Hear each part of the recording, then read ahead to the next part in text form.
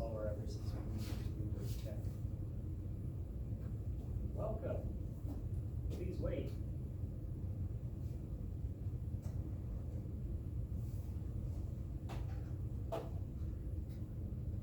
So I want to continue with the equivalence principle and some of the remarkable things that we can deduce from it.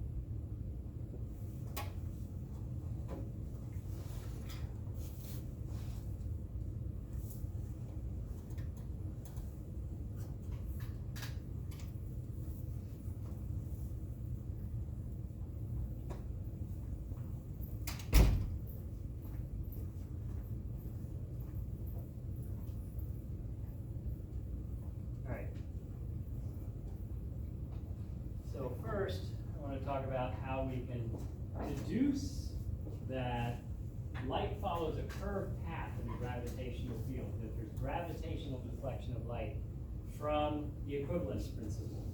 And the version we're going to use is the one that says that you can eliminate the effects of gravity by allowing the compartment to fall freely, to be in a freely falling frame of reference. It's not attached to anything, and so if there's a planet nearby or whatever, it just freely falls in the gravitational field. If you were in such a compartment, remember, you would be weightless because you and everything else in the compartment are falling together. If you stepped on a scale, you wouldn't be pushing down on it because it's falling to Earth just like you are. So what we're going to imagine is that we have this compartment that at first it's suspended by a cable above the surface of the Earth, let's say. It can be any planet or any source of gravity. And meanwhile, there's a laser that's going to fire a laser beam horizontally across the compartment. And so here is supposed to be one photon from that laser. Of course, the laser really fires many, many photons, but let's look at one photon from that laser. So here's the argument. The cable snaps, and so the compartment goes into free fall. And by the principle of equivalence, the effects of gravity are eliminated in that freely falling compartment. So that means the photon will travel on a straight line as seen in that compartment, just as if the compartment were in deep space, far away from any stars and planets. Because if you were in deep space, far away from any stars and planets, you know that light beams would go straight. So our question is, what does the principle of equivalence apply for the path of a light beam in a gravitational field? Well, we know that as seen from the compartment, if you were inside the compartment, you would see the photon fly straight across the compartment.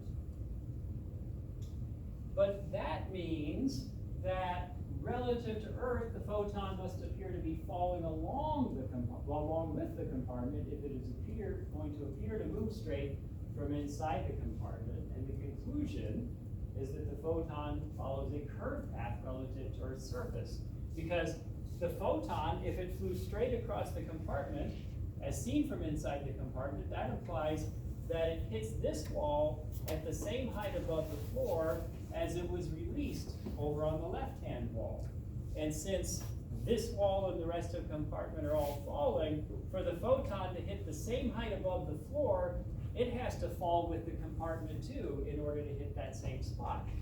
So what we can conclude is that gravity must curve the paths of photons. They don't travel straight in gravitational fields.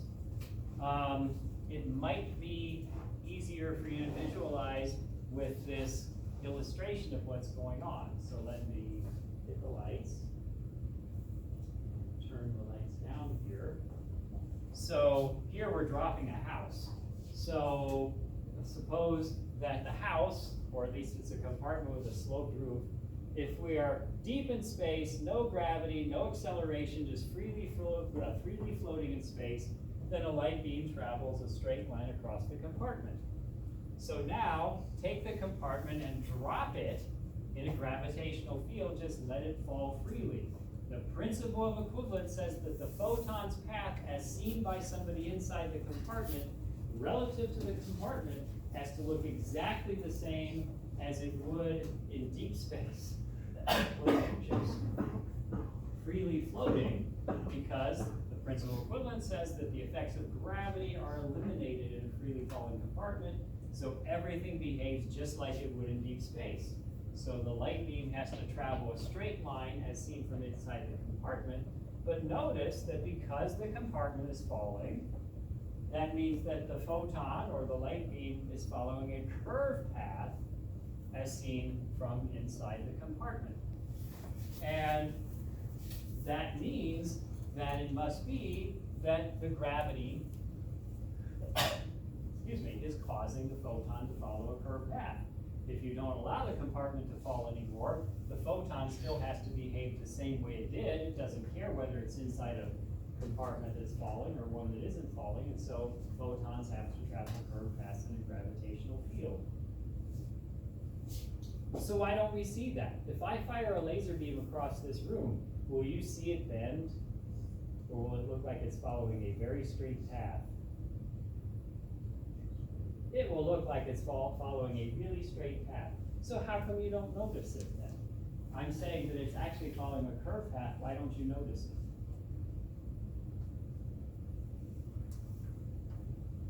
Yes? The gravity is weak and the room is small.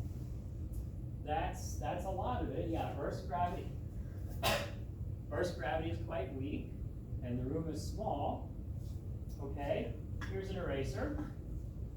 I am going to throw it. Did it follow a curved path? Sure did, right? I'm going to throw it faster. Did it follow a curved path? It did, but where was it easier to notice that the path was curved? When I threw it slowly or when I threw it quickly? When it was traveling slowly. When it was traveling slowly, so that it had plenty of time to fall as it moved across the room. Right. In baseball, you know, if somebody hits a ball and it comes off the bat very fast, we call it a line drive. Is it really moving in a straight line after it comes off the bat? No, it's actually following a parabolic trajectory in Earth's gravitational field, but if the ball is moving very fast, it travels a large horizontal distance before it falls any significant vertical distance, and so it kind of looks like it's traveling straight, even though you know it's really not. So how about light? How fast does light move? Very fast, 600 million miles an hour, 300,000 kilometers per second. Put another way, light travels about 1 foot per nanosecond. That's a convenient way to estimate how long it would take light to travel various kind of human scale distances. In 1 nanosecond, light travels about 1 foot. So the tiles on the floor here are all about 1 foot long. It takes light 1 nanosecond, a billionth of a second, to travel the length of one of these tiles. It's about 30 tiles, around 30 feet to the back of the room from where I am. So light takes about how long to get from me to the back of the room? About 30 nanoseconds, 30 billionths of a second. So a photon falls just like an eraser does. Photons also fall in a gravitational field. Now, that means they have well, that means vertically there's like, 9.8 meters per second squared is how much the vertical velocity is increasing every second. So if I threw that eraser at the speed of light, or at least very close to it, so that it took 30 nanoseconds to cross the room, how far do you think it would, if I threw it horizontally, how far do you think it would fall in 30 billionths of a second? Not very much, right? So we don't notice that light is following a curved path in Earth's gravitational field because it moves so fast, and Earth's gravity is weak enough that you simply don't notice it. Light is falling. A horizontal laser beam does fall a little bit as it travels across the room, but it's going too fast for us to notice it. It hardly falls at all. On the other hand, if you get in the vicinity of a neutron star or a black hole, then the bending of the paths of light rays is much more prominent, and you can get the effects like gravitational lensing and so forth, and all those crazy gravitational lensing effects that you can see around the black hole. But Einstein's principle of equivalence shows that if it's true, the experiment has to verify that it's true, and the experiment has verified it's true, but if the principle of equivalence is true, it follows that light moves on curved paths in a gravitational field. What questions do you have? Can I push the magic button? Okay. Now we're going to show something that's quite a bit more remarkable to me about the principle of equivalence. We're going to show that if the principle of equivalence is true, then gravity affects the flow of time. Time slows down in stronger gravitational fields. So here we've got another thought experiment that's going to illustrate time dilation. And so the idea is this. There's you at the front, at the top of a rocket ship, front of it if you like. There's Al at the back of the rocket ship. So imagine you're at the front and Al is at the back of a rocket. Each of you is wearing a watch that flashes once every second. Flash, flash, flash, flash. If the rocket is just drifting through space, you'll see one another's flashes once per second. Makes sense, right? Once every second, you'll see a flash because the watches are flashing once per second. But what if the rocket is accelerating? What if you turn on the engines and it'll make the rocket accelerate? If the rocket is accelerating upwards, as illustrated in the picture there, you are moving away from Al's flashes faster by the time that they reach you than when they were emitted. So you're going to see a red shift. Remember that if you're moving away from the source of light, you will see a red shift. You will see the wavelengths increase, you will see the frequency decrease, and so that means for you, the time between Al's flashes is going to be more than 1 second because you're running away from them, and so they're going to take a little longer to catch up to you. Remember that everybody agrees on the speed of light. No matter how you're moving, everybody agrees on the speed of light. That's a fundamental property of the universe that Einstein first elucidated. The speed of light is independent of how you're moving with respect to the source. You always see the same thing for the speed of the light flashes. So the fact that you're running away from the light flashes faster and faster means they take more than 1 second between them to get to you. So you'll see the flashes at an interval of more than 1 second. By the same token, Al is moving towards your flashes faster than when they were emitted. So Al's going to see a blue shift for Al, but the time between your flashes is going to be less than 1 second. So that's what these are supposed to illustrate here. It's a little confusing perhaps, but the 3 further apart yellow circles here are supposed to indicate what you're seeing. You're seeing the flashes occurring at more than 1 second apart. And then up here, this is actually what Al is supposed to be seeing coming from you. Al is seeing your flashes being less than 1 second apart. What questions do you have? So what this implies is that in fact, time is passing more slowly at the bottom of the rocket than at the top. Because if you're seeing excuse me, if you're seeing Al's watch flash more slowly than he sees the flashes being emitted, if you're seeing more than 1 second between flashes, everything you see Al doing would be slowed down. Now, in any kind of rockets with our technology that we can use today, this would be too small an effect to readily notice.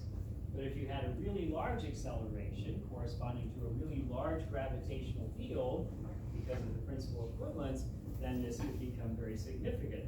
So, you know, if basically you'd see Al moving in slow motion, and then his speech would also be slower as you